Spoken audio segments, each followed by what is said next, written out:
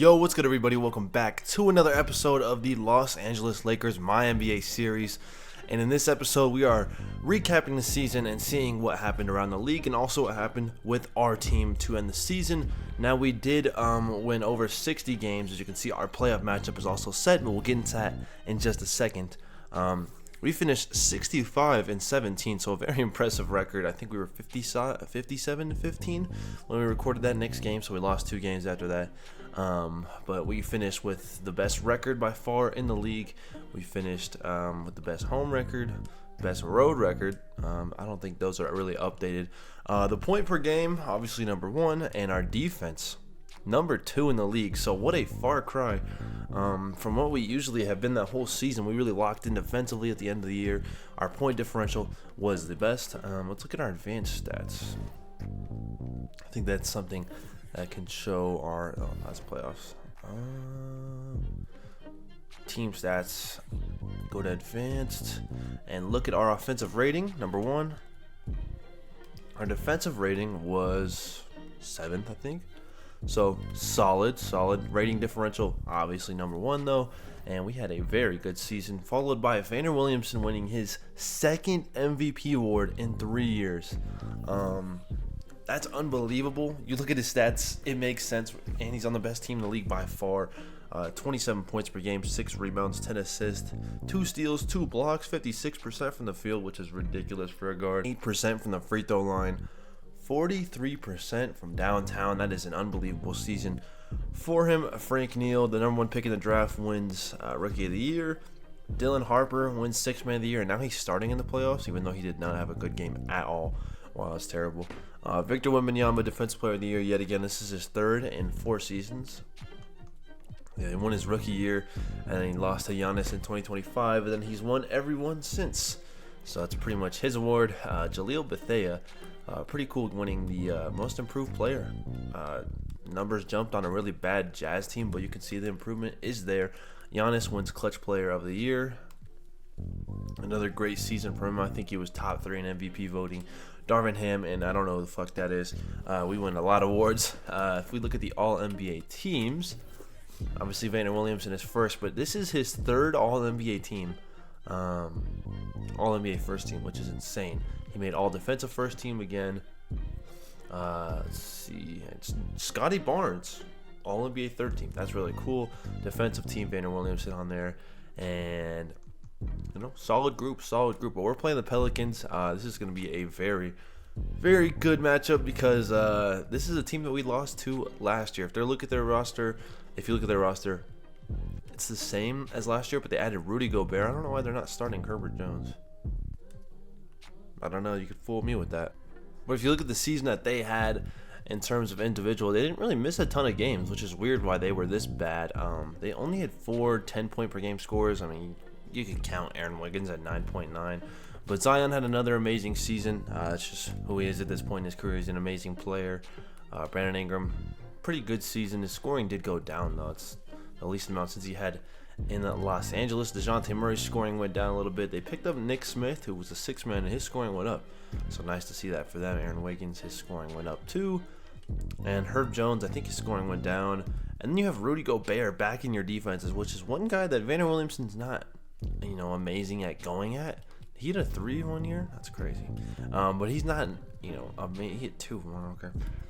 He doesn't really have an easy time going at Rudy Gobert, so that's something you have to watch for. And then, this team we lost to last year, they don't have CJ McCollum, but they have Ayo Dosunmu and Rudy Gobert now, which I think immediately makes them better. And also Nick Smith. So this is going to be an interesting matchup to see what goes on in that regard. You look at all these series. Houston up 1-0 on Sacramento. Denver's playing LA. LA was a 6th seed, which is crazy. I thought they were going to be rebuilding, but they didn't, man. They had a really good offseason. They took advantage of the assets they had. Andrew Nembhard has blossomed into basically a star for them, like he has in Indiana. And this is a really solid roster, They got DeMar DeRozan to sign with them. He's having a pretty solid season from 3. And the OKC plays San Antonio yet again. San Antonio falls to the 7th seed, which is just crazy and unfortunate for them. Atlanta wins a game, which is crazy. Because they have a worse roster in my opinion. But they do have Trae Young, who always goes off in 2K. Just didn't have a good game. They have a great defense though. VJ Edgecombe, Paul George can kind of defend still, I think. Maybe not. Yeah, he can still defend. And you have Amen Thompson, Okongwu, and Dyson Daniels. Solid squad defensively. They were killing us when I had to play them one time. Hornets are up 1-0. Good squad. Milwaukee down 1-0 to Cleveland, who have a very good squad too. So the East has some good teams. It looks like Garland might be hurt though, which is a huge blow for them. He broke his ankle. Did he break his ankle in this game? No, he broke it towards the end of the season. So that's unfortunate for them. Still got a game though. And then Detroit takes a game over the Celtics. The Celtics were the 10th seed, I believe. No, they were the 7th seed. So they snuck their way into the playoffs. And they're playing the Pistons. They have a fair shot at being the Pistons, but I don't know. The Pistons roster is unbelievable, but that's enough talking. It's basically all that happened in this offseason. It's not a super long episode. Let's look at the stats for our squad. 27 points per game. Like I said, amazing season, but basically, damn, I can't speak. Basically 27, 10, 2, 2, 6 rebounds, amazing efficiency. Scotty Barnes, really great year offensively and defensively. You can see it right there. Austin Reeves had a solid year. His scoring is going down yet again, and his assists went down. And after All-Star break, he wasn't amazing for us. 15 points per game.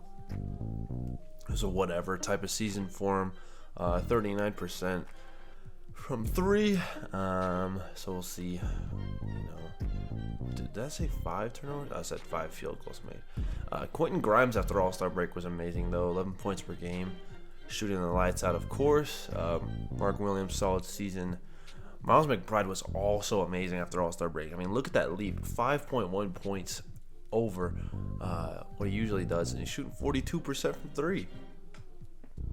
And the rest of the roster is whatever. I don't really know what I'm doing for the playoff rotation. We can't run 10. So probably 9, which means Vince Williams, who's cold, had a rough end of the season as well, will come off the rotation, really. But he can find his way back into it if any of these guys struggle. This is what it looks like. Basically, this is what we're going to head into this series with. And, yeah. Really don't have a ton more to say. That's really covered everything needed to cover right there. And, yeah, that'll be a short but very telling episode. Yeah, but I'll see you guys next time. I'm pretty sure the next episode is going to come out maybe an hour after this. I mean, like, I'm not going to make you guys wait a whole day, but I'll see you guys next time. Peace.